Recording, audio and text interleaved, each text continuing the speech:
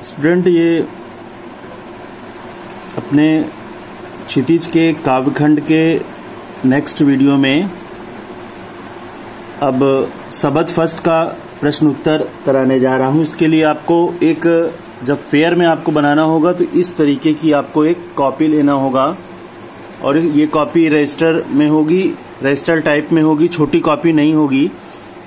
एक बार इसको मैंने प्रीवियस लेक्चर में बता चुका हूं, लेकिन फिर अब स्टूडेंट की प्रेजेंट की अटेंडेंस ठीक हो गई है तो उसके बिहाफ पर अब फिर क्वेश्चन कराने जा रहा हूं, तो एक बार फिर बता दे रहा हूं। और इस तरीके से फर्स्ट इंडेक्स आपका गद्य खंड होगा और सेकंड इंडेक्स, इसमें दो इंडेक्स होंगे। फर्स्ट इंडेक्स आपको गद्य खंड के लिए करना होगा, सेकंड इंडेक्स आपको काव्य खंड के लिए करना होगा। रजिस्टर को दो पार्ट में आपको डिवाइड करना होगा। तो पहला प्रश्न सबद फर्स्ट का है। प्रश्न फर्स्ट है, मनुष्य ईश्वर को कहां कहां ढूंढता फिरता है। इसके पहले के लेक्चर में हमने अभी इसको एक्सप्लेन भी किया है, रिवाइज किया है। इसका उत्तर है, मनुष्य ईश्वर को मंदिर, मस्जिद, काबा, कैलाश, योग, वैराग तथा विविध पूजा पद्धतियों में ढूंढता फिरता है। कोई अपने देवता के मंदिर में जाता है, कोई उसे अपने तीर्थ स्थलों में खोजता है, कोई योग साधना या संन्यास में परमात्मा को खोजता है, कोई अन्य किसी भावना पद्धति को अपनाकर ईश्वर को खोजता है। कहने का मतलब, लोग अपने स्वभाव के अनुसार, अपने संतुष्टि के अनुसार अलग अलग तरीके से ईश्वर को ढूंढते हैं, लेकिन बहुत कम ही मनुष्य ऐसे होते हैं जो ईश्वर को अपने अंदर ढूंढते हैं। प्रश्न नंबर 2 है, कबीर ने ईश्वर प्राप्ति के लिए किन किन प्रचलित विश्वासों का खंडन किया है। खंडन करने का मतलब विरोध किया है।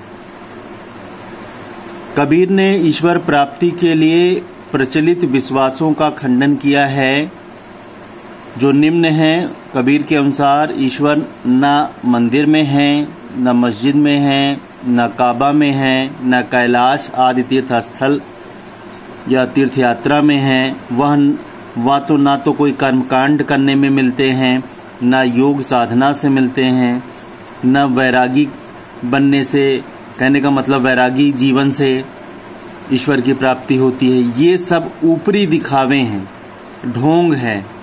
इनमें मन लगाना क्या है, व्यर्थ है। इस सबको कबीरदास ने पूरी तरीके से इसका खंडन किया है और इसको बिल्कुल बेकार बताया है।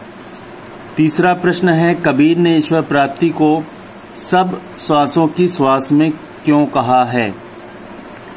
ये प्रश्न आपका जो है आशय स्पष्ट करने वाले में भी पूछा जाता है।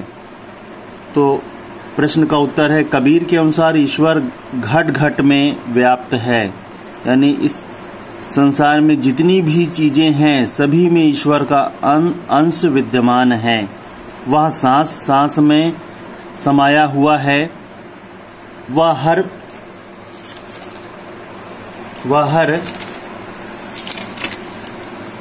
प्राणी के मन में विद्यमान है। वह हर प्राणी के मन में विद्यमान है। इसको इस प्रकार से भी समझा जा सकता है कि प्रहलाद का नाम आप लोगों ने सुना होगा। प्रहलाद का नाम आप लोगों ने सुना होगा और हिरण्याकश्यप उनके पिता थे। तो हिरण्याकश्यप एक राक्षस वंश में उसका जन्म होता है, तो उसकी प्रवृत्ति राक्षसी होती है। और प्रहलाद भगवान विष्णु का अनन्य भक्त है। तो दोनों पिता पुत्र तो होते हैं, लेकिन दोनों में विचारों को लेकर के बहुत ही विरोधाभास रहता है। तो एक बार प्रहलाद विष्णु की भक्ति में लीन थे, तो हिरण्याकश्यप अपने सैनिकों के साथ आता है और कहता है कि बताओ, इस खंबे में ईश्वर, तुम्हारे ईश्वर हैं। तो प्रहलाद का ईश्वर में इतना अटूट विश्वास था, प्रहलाद ने अपने पिता से कहा, हाँ, इस खंबे में भी ईश्वर विद्यमान है। और ईश्वर ने उस प्रहलाद को बातों को रखने के लिए उस खंबे से निकल करके आते हैं और फिर हिरण्याकश्यप का वध भी करते हैं। तो इस उदाहरण से भी आपको ये इस चैप्टर से की पुष्टि हो सकती है कि ईश्वर हर जगह विद्यमान है। उस निर्जीव खंबे में भी ईश्वर ने अपने अस्तित्व की पुष्टि की। Thank you student.